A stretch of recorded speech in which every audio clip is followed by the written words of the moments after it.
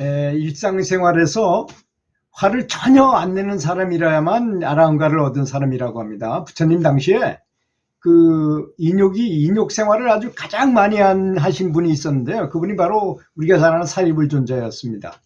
그 사리불존자가 그 화를 안 낸다는 얘기를 이제 쫙 소문이 퍼져서 다 알으니까 외도인 어떤 사람이 실험을 한번 해보려고, 정말 저 사람이 정말 화를 안 내는가 보려고 길거리 걸어가는 사람을 그냥 뒤통수를 가지고 그냥 세게 쳤어요.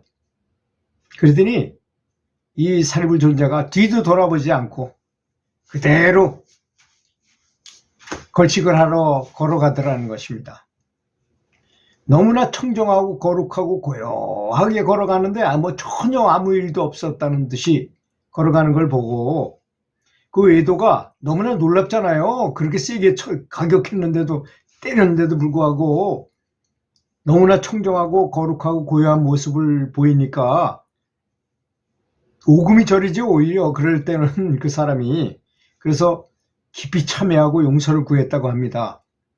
그리고 너무나 존경스럽잖아요. 그러니까 사리불 존재한테 잘못했습니다 하고 무릎 꿇고 빌면서 내가 정말 소문이 그러하셔가지고 제가 시험에 못 다가 큰 죄를 지었습니다 하고 얘기했더니까 사리불 존자가 미소를 지면서 괜찮습니다, 용서하겠습니다 이렇게 말하면서 거기에 감동을 한 거예요, 이 사람이, 그 외도가. 그래서 제가 제자가 되겠습니다. 선생님 같은 분이라면 제가 스승으로 모시고 평생 도를 깨닫도록 노력하겠습니다 하고 제자가 됐다는 것입니다. 그리고 이제 또 한 가지 일화가 있어요. 이 사리불에 대한 일화가. 이건 뭐냐, 사리불 존자 어머니가 아주 너무나 거칠고 성격이 남자답고 완전히 여장부였다고 합니다. 그런데 이제 하루는 이제 길거리 이렇게 돌다가 사리불 존자네 집에 가게 된 거예요.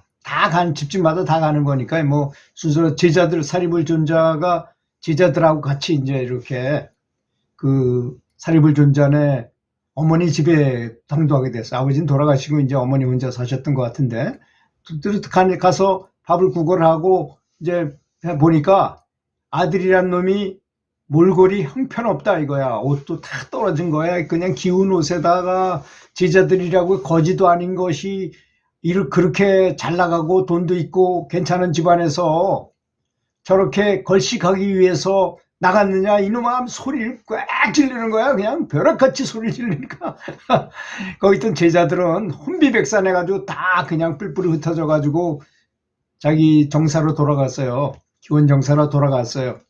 그럼에도 불구하고 사리불 존자는 그대로 아무런 고요한 선정 상태에서 그대로 식사를 공양을 한 겁니다. 그리고 누가 봐도 저분은 선정에 빠져서 식사를 하는구나 하고 느낄 정도로. 그리고 나서 이제 식사를 다 한 다음에 이 공양을 주신 분들한테 예의를 아주 강성스럽게 예의를 다 표하고 정사로 돌아와 가지고 또다시 삼매에 이렇게 들면서 선정에 들더라는 것입니다. 그걸 보고 대중들이, 그 주변에 있던 모든 사람이 크게 감동을 한 거예요. 그런 분이 있고 그런 동작을, 그런 태도를 보여주면, 그래서 거기 있던 분들이 모두 다 그 소리만 보고 들었는데도 불구하고 다 한 단계씩 진보했다는 것입니다.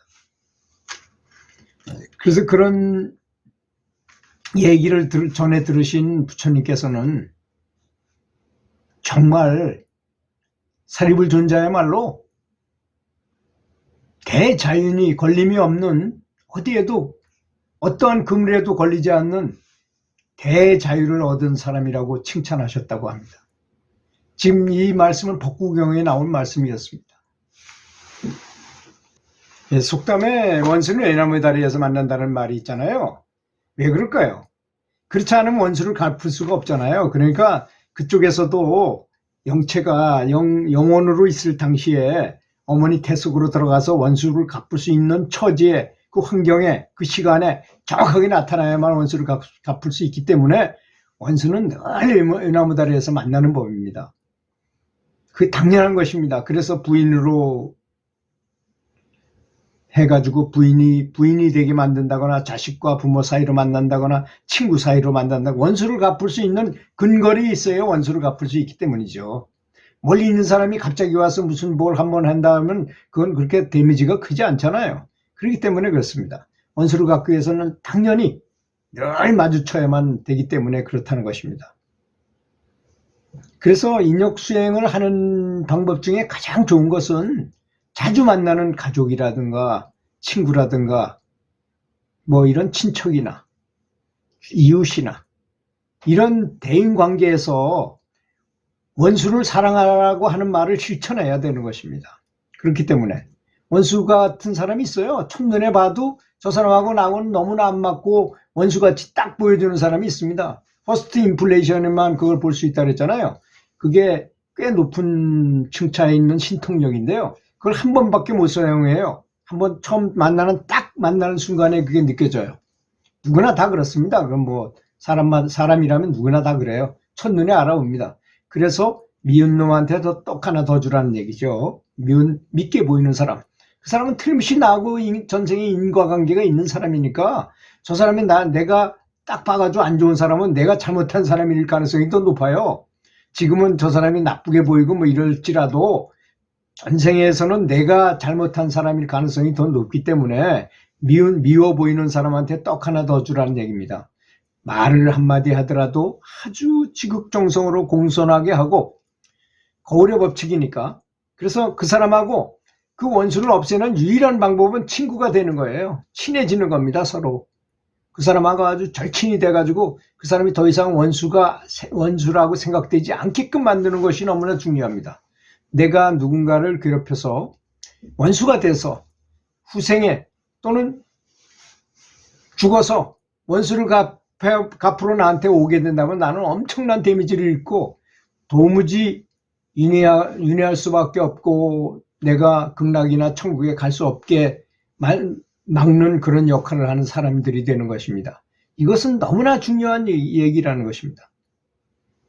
원수는 대부분 그런 작전을 이미 다 짜가지고 딱 은하무다리에서 만나게 돼 있거든요.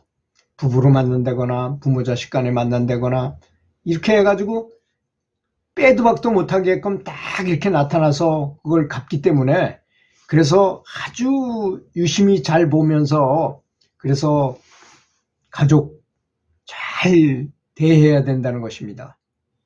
그 대해야 되는 것이 무엇입니까? 인욕이라는 게 무엇입니까? 저 사람이 눈을 찌르면 나도 눈을 찌르고 이를 빼면 이를 하나 빼는 게 그게 잘하는 겁니까? 원수를 사랑하고 내 이웃을 내 몸같이 사랑하라고 예수님이 말한 것처럼 내가 손해보고 큰 손해를 본다 하더라도 용서하는 겁니다. 저쪽에. 그 방법 위에는 없기 때문입니다. 다른 방법은 전혀 없고 그 원인 제공자는 다 나였다는 것이죠. 제가 전번에도 말했지만 돌을 하늘로 던졌다가 그게 금방 떨어지면 금방 내가 했으니까 금방 알지만 그게 너무 오래 있다가 떨어지면 내가 던졌는데도 어느 놈이 날 왜 이런 일이 벌어지냐고 슬퍼해봐야 원인은 다 원인 제공자는 납니다. 똑같은 거. 전생을 다 볼 수 있으면 100% 다 그렇다는 점을 안다면 친절에 보답하거나 중어슴을 없애기 위해서 친구가 되고 용서해주고 잘 베풀어야 되고 더 나빠 보이는 사람이면 훨씬 더 잘해줘야 된다는 겁니다. 손해본다고 생각하지 마세요. 정말로 잘해줘가지고 원수가 친구가 되는 것만이 유일한 해결책이라는 것을. 그래서 스승님께서는 사랑이 유일한 해결책이라고 모든 문제의 해결책이라고 말씀하신 것입니다. 사랑, 모든 일들을 사랑으로 이렇게 비춰보면 다 답이 생기고 그게 제 가장 좋은 해결책이라는 거 아닙니까? 그래서 외계인들도 우리 지구에 와서 사랑을 배우러 온대잖아요. 그렇게 문명이 좋고 많이 문명이 발달했어도 사랑이 없답니다. 그쪽에는.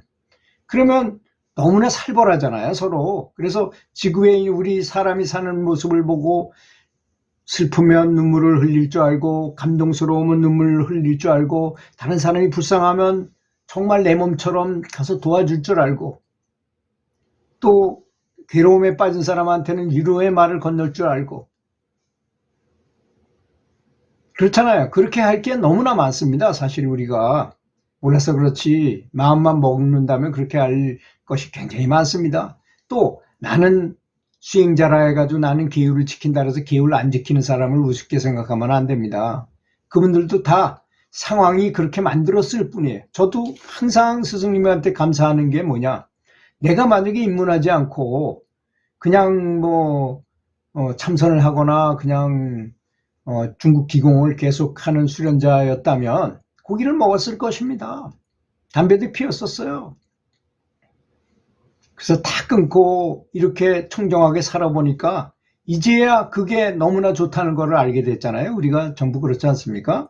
그전에 고기 냄새가 그렇게 좋았지만 지금은 고기 냄새도 못 맡게 되고 정말 청정하게 계율을 지키느라고 지키잖아요.